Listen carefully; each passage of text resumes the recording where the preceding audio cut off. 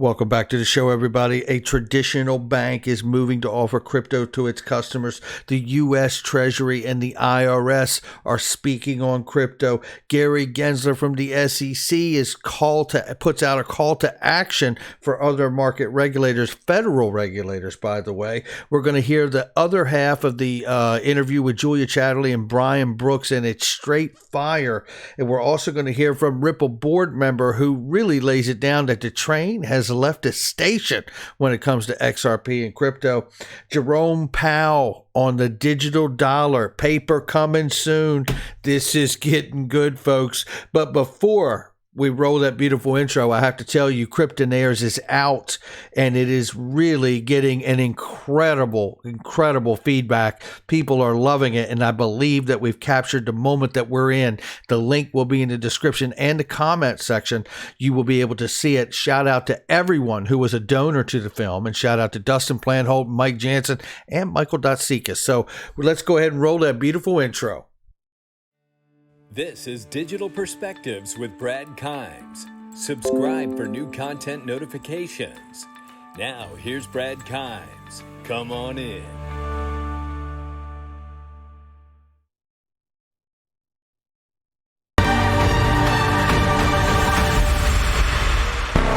Yeah, shout out to my crypto fam. All across the land, brothers and sisters, worked all my life. Crypto performance. CPC, BTC, ETH, XRP, BCH, XLM, BSV, ADA. We got them all, baby. Check it out. Three things. The first, get into this fantastic market. The second, learn to use this innovative technology. And third, buy and hold your coins. That's the secret. I'm gonna be a cryptonaire. Everywhere I go, people will stop it. Life becomes so amazing because you realize that all the rules of life can be rewritten. Do you wanna be It was very unclear back then what the trajectory of Bitcoin would be. Cryptonaires? Cryptonaires, Cryptonaires. Hello Cryptonaires, I'm Giuseppe, co-founder of Crypto Performance. I enjoy the film only at Crypto Performance. There you have it. Cryptonaires is out. There's a link in the description and the comment box for you to be able to check that out. It does require you putting in your email in order to do that. You could make an email if you don't feel comfortable putting in your actual primary email for that. But make sure you check it out. That film is really, really hot and getting an amazing feedback from a lot of people. All right, right now coming in at 110.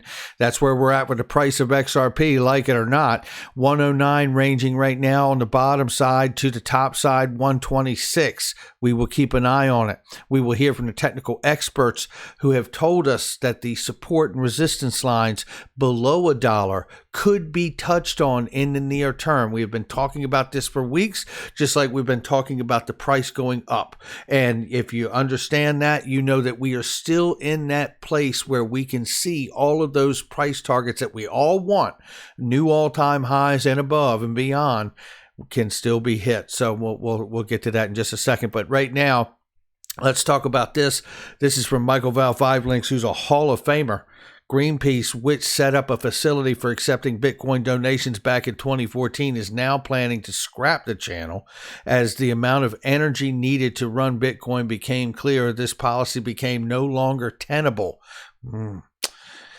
Energy consumption, carbon footprint tax. I'm not saying Bitcoin won't be around long term. I'm just saying there are some headwinds in front of it. That's what I'm saying. And anything that's proof of work that has been actually made a point of discussion by the Bitcoin community as well. So Travala.com, being the most epic online travel agency to accept cryptocurrency as one of its payment modes, now integrates payments through, wait for it, XDC. Yeah, I told you guys before, I am holding XDC for me and Mrs. Backup. You can bet on it.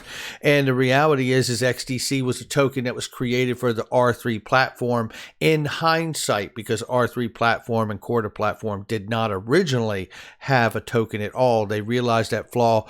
And I think that's what really led to them separating their partnership in the early days with Ripple, because they were partnered with Ripple, and they went and they went to court. They sued each other and got out of that relationship. Next thing you know, up pops XDC token. Here you go. So Jillian Michaels is one of the world's leading fitness experts, has revealed that she has invested in a large amount of money in Cardano's ADA token, as well as a small amount in Dogecoin. Well, we can't all be perfect, but the reality is that Jillian Michaels has, I'm sure, millions of followers, and this is going to be massive for people just going, really? What's crypto? I thought it was only the Bitcoin, right? But this is just another proof, another piece of evidence here that really shows proof that the masses are becoming aware of what's going on. And shout out to Jillian Michaels for being into crypto. A community bank in California may be boarding the Bitcoin bandwagon. Suncrest Bank is in talks with regulators and financial technology companies to allow its customers to buy, hold, and sell Bitcoin. Yeah. That is a very, very real thing. And I tell you, I've talked to many people on the show, and, there are so many startup companies out here that are incredible. And I know that there is one in particular that really, Vesto, that is really like a front-facing company for banks. I can just see this. I mean, I've said this when I covered Vesto, and shout out to Travis and the crew. But, this to me really speaks to what they offer, because Vesto offers the front side interfacing for banks, so they don't have to be innovators, right? They provide that digital platform. So you could just plug and play if you're a bank. And next thing you know, you have the ability to offer your clients stable coins or crypto, right? And it's just like that. Plug and play, baby. That's where all this stuff is. That's what these companies have been doing during this bear market. It's not just, writing a program, right? It's preparing it for the moment that we're heading into now. The Wild Wild West is ending. And that's why I suggest you go watch Cryptodares. Right here is John Deaton, who is an absolute Yellow Jacket Hall of Famer here. As usual, Julia is the sharpest financial journalist covering cryptocurrency, and I am very inclined to agree with that. I concur. It is no question that Julia Chatterley is someone who is very aware of everything crypto and blockchain. She understands this space as a journalist very well, and it is amazing because there's so many people out here, mainstream media, that are still struggling. They're still talking about old conversations like illicit activity, and all those things matter, but we see more illicit activity with cash than we ever have seen with crypto, right? So here we see the other half of this conversation. I played the first half in the morning video I just did. Please go watch that. Brian Brooks talks about price discovery and the way that we get that. We've talked about that here for a couple years on the channel at least. And it is a moment that is quickly approaching here. But let's listen to the rest of this 3 minutes here from Brian Brooks and Julia Chatterley. Yeah, that's exactly right. And here's the dirty little secret of exchanges, which kind of flips the script, Julia, on your question. We, as an exchange, did amazingly well yesterday because when prices are moving rapidly, exchanges get a lot of buyers and sellers. So my exchange traded about $3.5 billion yesterday, which is an all-time high for us. We made a lot of money yesterday in transaction fees. But that's not ultimately good for the market because we're not here for the transaction fees. We're here to incubate the foundational technology of crypto. And so even though exchanges do very well when people are rapidly selling or buying, the adoption rate of this depends on people having more confidence in what these networks are that back the value of the tokens. That's what needs to come next. The value is in the protocol, is what Glenn Hutchins says. Brian Brooks says it here too. And as Glenn Hutchins has said, the price of the token is a distraction and, in fact, uninformative. And what this leans into for me, and I may be wrong, and I'm speculating here, but what this leans into for me from a former regulator, now the CEO of Binance US, but a former head of the Office of Comptroller of Currency, it leans into me that we may be seeing some protocols that will be designated systemically important potentially going forward, because these payment protocols that are so valuable because of what they provide as a network, as a problem-solving technology, not just a speculative bet. That is going to really force regulators to have to designate something at some point as systemically important, a SIFMU, right? Systemically important financial market infrastructure or financial market utility, to where you understand that these payment protocols that will be used will be held to a heightened supervisory prudential, right? That's really what we're talking about here. So, all right, let's move on. We got a lot to cover here. I don't want to get my needle stuck, but the reality here is we see people and other companies are pushing for exchange traded funds, ETFs, on things like Bitcoin and other crypto assets. And it continues here with this company, which I'm not going to say the name because I'm sure I'm going to screw it up. But the reality is this speaks to what Brian Brooks was talking about in the first half of the interview, where he was saying that essentially, we need price discovery because we need ETFs, call options, puts, swaps, and things like futures and things like that on these assets to deepen the liquidity for the assets by having these other products. And not because retail investors trade them, but because institutional investors are very comfortable with those products. And that's where the deep liquidity will come from. And then from that, you can derive a true price discovery on the asset, because the formula for all of these products sold on top of that asset can be formulated to find out what the actual price discovery should be. So that is the sign of a mature market coming our way. And it's also the sign, as I said this morning in the first video, is a clear sign to me that not only we're about to see regulation and I'm sure legislation to some degree, but we're about to see a new watermark that defines the digital asset crypto space. And ladies and gentlemen, it's use case utility. And if your token doesn't have it, you better be thinking about what you're doing. Moving on, we see very quickly in 24 seconds, you're going to hear the former 43rd U.S. Treasurer tell you why she left Ripple and that the train has already left the station when it comes to cryptocurrency and XRP. What do you think about cryptocurrency as a form of currency? Well, I think the train's already left the station in terms of cryptocurrency. You may or may not know that I just joined the board of Ripple, and the reason why I chose to join that board, it's, in my opinion, one of the few cryptocurrency options out there that has a credible and legitimate use. So financial institutions use it to settle cross-border payments. And there you have it. That didn't take long. Rosie Rios is not a lady who mixes words, right? She puts it on the table, and that's that. That's where that is. The train has already left the station, ladies and gentlemen. This is a big deal. And again, as I said this morning, you don't see people leave positions like that and then have an incredible career, illustrious career, only to move to a company like Ripple that's being sued by the SEC and have her career tarnished, right? No, that isn't happening. I believe she's going there because she's the right person to go there to help facilitate the understanding of this digital money called XRP. Gary Gensler said Thursday that federal financial regulators should be ready to bring cases against bad actors in crypto and other emergent technologies. Well said, Gary. Where the hell have you been? You know what I mean? Let's get more out front and let's do a little less pointing at other federal agencies. And how about your federal agency get off its ass and get this case resolved with Ripple? That might be a good idea, Gary, don't you think? Yeah, I think so too. Especially since how Jay Clayton's the one who brought the case and now it's sitting in your lap.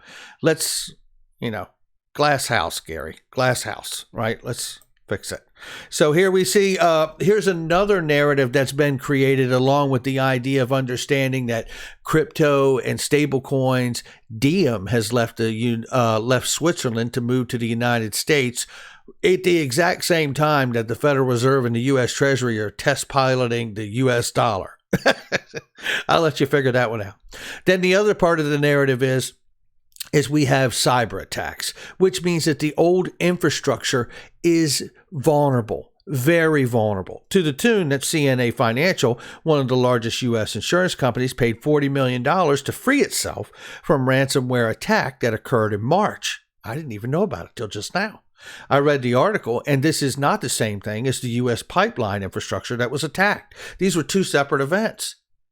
This shows and speaks to the other side of the narrative. So now we're talking about introducing digital dollars through Facebook, which is moved to the U.S., as well as from the U.S. Treasury itself and the Federal Reserve. And then we're also talking on the other side of the front is cybercrime, cyber attacks. The infrastructure is very vulnerable. It needs to be updated. All of this is a narrative to move to a new system. Write it down. And here we see Michael Val 5 links again, says U.S. Department of Treasury is calling for business to report cryptocurrency transactions worth more than $10,000 to the IRS. And here's where I tell you about Clinton Donnelly and CryptoTaxAudit.com. You know, this is if you're not sure what to do and this applies to you, I think you would be wise, even past the deadline of reporting your taxes, to reach out to CryptoTaxAudit.com and become a member. All right, now moving on here, I do want to remind you as well as we move to this, there was information too as well this morning, and you know what? And I will pull it up, but 1 second. But Fed Chair Jerome Powell floats a central bank digital currency and more regulations of cryptocurrencies. And this I want to play you right now from CNBC, where they talk about the Federal Reserve issuing a paper this summer, possibility of issuing a central bank digital currency. Just a possibility at this point, ladies and gentlemen. If any of you have been in this space for any length of time, you know that no one puts out papers about just a possibility and then has mainstream media just cover it. Hey, Tyler, the Federal Reserve announcing it's taking another step at looking at the possibility of issuing a central bank digital currency, saying it's going to issue a paper. And that paper will be issued this summer that will focus on the benefits and risks of a central bank digital currency. The Fed's going to ask for public comment on whether or if it should do this thing and what the risks are. And by the way, when agencies ask for public comment, they don't really care what you say. They've already decided they're going to do it. Chair Powell saying in a video release that the Fed made available along with this statement that this represents the beginning of a thoughtful and deliberative process when it comes to thinking about a central bank digital currency. He does not say, for the record, the Fed has reached a conclusion to issue one. But here's some quick sound from what the chairman released in his video. We are committed at the Federal Reserve to hearing a wide range of voices on this important issue before making any decision on whether and how to move forward with the U.S. CBDC, taking account of the broader risks and opportunities it could offer. Regardless of the fact that he wrote an 8-page dissertation probably 2 to 3 years ago on exactly how to launch a CBDC, a digital U.S. dollar. He also says the CBDC should be designed for general public use and should be a complement, not a replacement for cash. So, Kelly, hard to know exactly how big of a step this is. The Fed has been thinking about issuing a CBDC for quite some time, but now it's going to issue this paper, and that paper will be coming out in the summer. Truth, they have been thinking about issuing it for quite some time. Another truth is they've been lying to our face for many, many years, saying it's not on the table, right? Oh, brother, you got to keep your head on a swivel in this space, I'll tell you that. And real quick, I do want to go back to a piece of news here that complements this, and I played it in this morning's video, but it all works and rhymes together. And the reality is it's the U.S. Treasury acknowledging for all of us that cryptocurrencies are a medium of exchange for decades to come. And I'm going to show you that right now. And it is 1 second right here. Here we go. New tax reporting requirements and saying they're going to be needed because cryptocurrencies are going to be so important as a unit of exchange in the decades to come. Back over. This is the U.S. Treasury saying that we got to have stricter compliance because cryptocurrencies are going to be a unit of exchange for decades to come. That's where we are on this morning. Regardless of price, it's about use case, and I'm feeling pretty good about the the coins I'm holding that have use case, not financial advice to anybody here from anyone or anything, and certainly not myself. As expected yesterday, XRP tried $1.30 and bounced back. The support mentioned in the analysis, originally back here on, this was actually some time ago, but he's put it out again. But nevertheless, the support mentioned in the analysis, 93 cents, 88 cents, and 78 cents, can be retested today and tomorrow. These days will pass, and we will be discussing our targets above. Wish you a great day. And we do you as well, Dark Defender and Coins Kid, who has also told us about those same relative support levels if we roll down in price at 93, 80 cent range, 70-some cent range. Keep your eye out. But the reality is it does not mean that any of this of what they've shared with us is off the table. $2 plus, $13 plus. It's still in the crosshairs, ladies and gentlemen, and it makes me feel good going into weekend to know it. That's going to do it for me. Make sure you hit the like and subscribe, leave a comment below, and share with somebody you know. Hit that notification bell so you don't miss a thing. By the way, Unstoppable Domains is unstoppable. Check them out for a free crypto domain, and anything else that they may be offering is great stuff going on over there. Check out all the links in the description box and comment section. I will catch all of you on the next one.